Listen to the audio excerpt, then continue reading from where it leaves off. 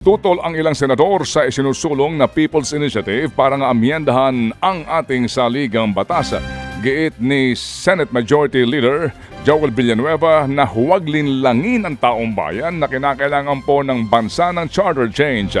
Alam po naman daw ng lahat na kaya lang pinipilit na buwagin ang Senado ay para mapalawig ang termino ng iilan.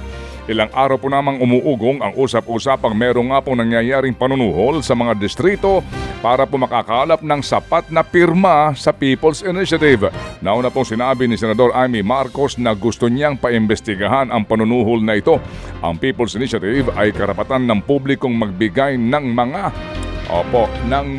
panukala para sa pagbabago ng ating probisyon lamang ng saligang batas. Ted Filon at DJ Chacha ngayon nasa Radyo 5 92.3 News FM Monday to Friday 6 to 10 a.m.